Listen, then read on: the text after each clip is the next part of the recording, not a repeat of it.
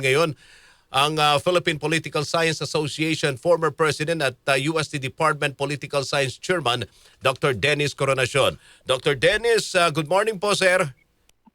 Yes, good morning po, Sir Rod. Good morning ngayon sa inyong mga taga-subaybay. Opo.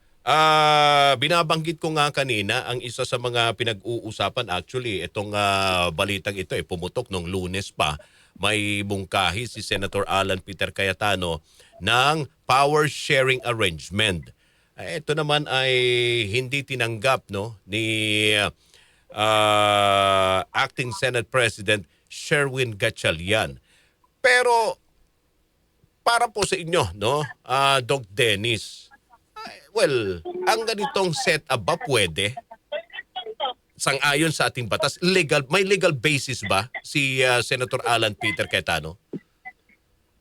Well, kung ang ibig ko ba sabihin ng power sharing agreement na pinopropose ni Senator Cayetano ay maghahati po sila ng termino, i-turn over po kay Senator Gatchalian yung presidency later on, or pareho po sila magsisilbin na Senate President? Well, parang ang tono rito ni Senator Alan, pareho silang magsisilbing Senate President. Kasi parang may binabanggit siya, signatory sa mga cheque, sa mga dokumento, lahat dyan sa operasyon ng Senado, dapat may say din siya.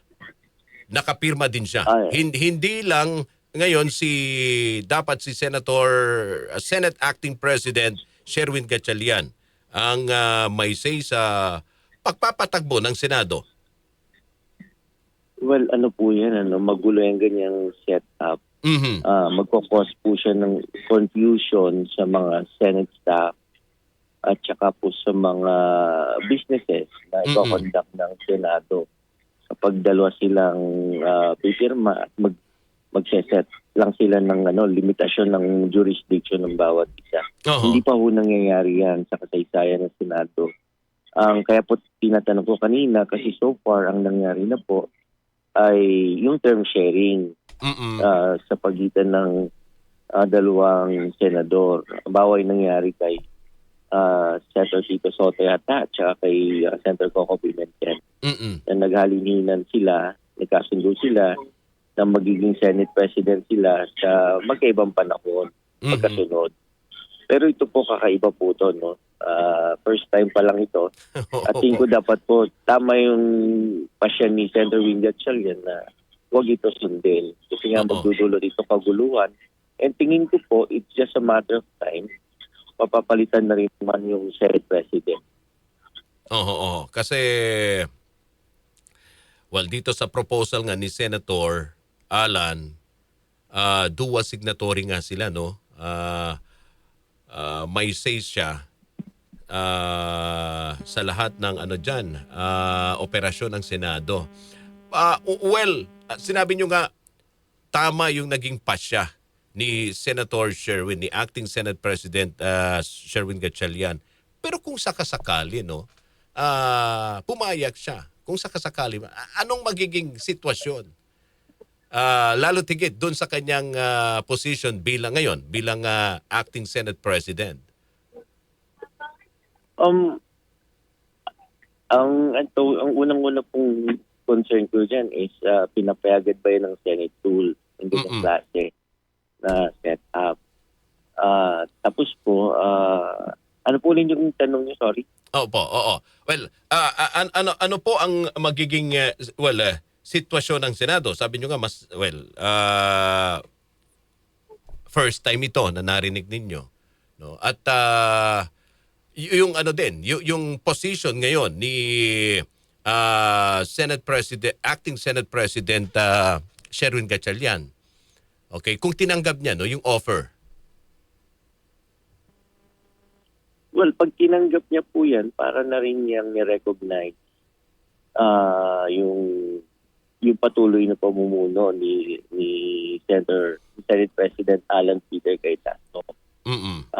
And tingin ko, pag tinanggap niya yan, lalong hihina ang kanyang posisyon na siya na dapat yung bagaman tingin ko de facto kinakailangan na lang gawing legal at i-legitimize sa susunod na plenary session.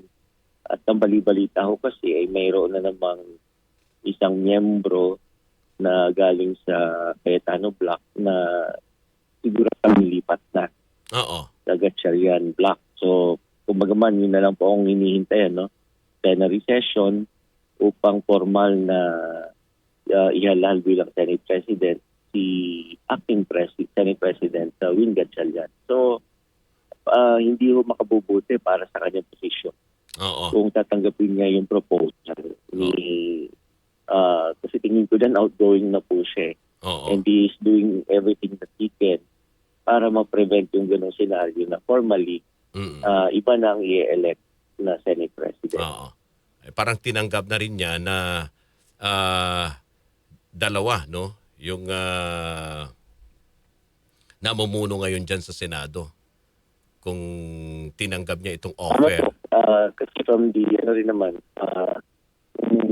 point of view ng power strategy, hindi rin yan, tingin ko kasi naramdaman na rin ni Senate President Alan Peter Cayetano na he doesn't have the numbers anymore para manatiling Senate President. Kaya may peace offering. Kasi nung naalala ko ang ugali ni Senate President Alan Peter Cayetano, nung marami pa sila, intact pa yung grupo niya, hindi ganyan, hindi siya nagpa-concede. Talagang siya ay matigas at wala siyang ino-offer na his proposal o kaya yung ganyang klaseng power sharing agreement. So tingin ko na-realize niya na hindi na sila 13, kulang na sila at lumipat na sa kabila yung isang nababalitang lilipat na naman. Kaya siya ngayon nag-o-offer. So isa lang ito para sa inyo, Dr. Dennis, isa lang ito sa mga nakikita po ninyong weigh-in ni Senator Alan Cayetano para may say pa rin siya, hindi pa rin siya totally na matanggal sa kanyang position as dating Senate President. Yes po, Sir Rod. Tama po kayo dyan. Kumbaga man, hanggat kung pwede siyang manatili pa, ay gagawin niya lahat. Ang lahat. Oo. Okay. Pero again, lahat naman binabanggit, sinasabi, doon sa nangyari nung June 3, legal yon, may basis, at so far sa ngayon, ang may say dyan sa Senado, bilang acting Senate President, si Senator Sherwin Gatchalian. Opo. At binabanggit din ng mga eksperto na, kung gusto niya, na magkaroon ng kalinawan lahat at mabigyan ng solusyon na itong pinaglalaban ni Senator Alan, umakyat siya sa Korte Suprema.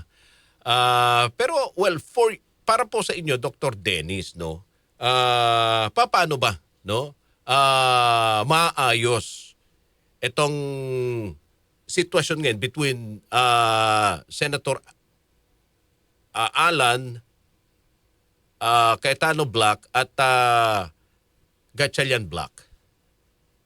Well, marami pong posibleng options para solusyonan yung kasalukuyang issue sa leadership sa Senado. Una po, internal. Sila mga senador, since may dalawang blocks ngayon, pwedeng yung mga miyembro ng Cayetano Block ay lilipat yung ilan doon sa Gatchalian Block. O kaya, the other way around, na tingin ko mas malabong mangyari. Na yung galing sa Gatchalian Block pupunta sa Cayetano Block. So isa po yan, na tingin ko yan na yung malapit na mangyari. Na tingin ko may lumipat na talaga para mabuo na yung 13. And hinihintay na lamang yung pagko-convene nila ulit itong mga senador sa plenary session. Yung isa naman pong option, yung nabanggit nyo, pwede naman dalhin sa Supreme Court, may magpe-petition either from one of the two blocks Tapos, kaya nga lang po matagal to, no? Mm-mm. Kasi re-reviewin pa yan, aralin mabuti ng mga maestrado natin. Tsaka pa lamang sila maglalabas. Oo. And I doubt it kung makikialam sila kasi baka po ang maging tingin dyan ng Supreme Court Justices natin, ito ay political question. Oo. Hindi po siya justiciable question or legal question. Mm-mm. So baka po hindi makialam ang dyan, ang Supreme Court dahil sa separation of powers principle. Oo. Yung pangatlo naman po, yung napag-usapan din na makikialam ang Malacanang, Oo. mamamagitan. Pero mukhang hindi yung pamamagitan na ginagawa ng Malacanang, kundi nirecognize yung liderato ni Acting Senate President Wing Gatchalian. Mm-mm. So yun po ang mga malinaw na mga pwedeng posibleng solusyon. Solusyon. Pero so far, tingin ko ang pinaka-doable dyan ay nga pong maglilipatan sa bawat hangin ng dalawang bloke sa Oo. Senado. Well, sinasabi ng mga yung ilang miyembro ng majority bloc ngayon, no, bagong majority diyan sa Senado. Mhm. Talagang ang tigas ng ulo at ang ito narinig ko lang no sa isang interview, may sinasabi pa nga ang kapal na mukha at ayaw talagang umalis sa pwesto ni Senator Alan, no. Ito'y base lamang no sa mga interview na naririnig natin sa mga kasama sa bagong majority. Ibig sabihin, kahit malinaw na sila ngayon, sa kanila na ang majority at bakante na yung Senate President position at may bagong acting Senate President na ngayon dyan, pero ayaw pa rin tanggapin ni Senator Alan. Para po sa inyo, Doktor, ano po ang nakikita po ninyong dahilan kung bakit talagang ano pa rin, no? Hindi pa, ayaw pa rin, no? Bitawan ni Senator Alan Peter Cayetano yung position bilang Senate President. May kinalaman ba ito sa nalalapit na impeachment? Oo, kay VP Sara? Kung bakit gusto pa rin nasa kanila yung majority? Maaari po, no? Posibleng dahilan yan. Although mahirap yan kumpirmahin. Oho. Mag-aano lang po tayo kung ba magpo-connect na data. Pero maaari ka yan sa mga dahilan. Kasi nga, kilala naman si Senator Alan Peter Cayetano na kaalyado ng mga Duterte. Sila nga dating tumakbong Vice President yan noong 2016 at katandem niya si former President Duterte. At na-appoint siya ng DFA Secretary under the Duterte administration. So, mayroon talagang history na siya kaalyado ng Duterte, ng mga Duterte. Mm-hmm. Pangalawa po, tingin ko, hinihintay niya lang yung formality. Na, kasi ang parati niya sinasite, yung Constitution, yung Senate rules, tingin ko hinihintay niya na, kasi sinasad nga doon sa Senate rules at saka sa Constitution, dapat alam majority of all the members. Mm-mm. Yun lang yung paraan para mapalitan ng Senate President. So I Oo. think he's just waiting for that moment. Parating na naman po yun, tingin ko eh.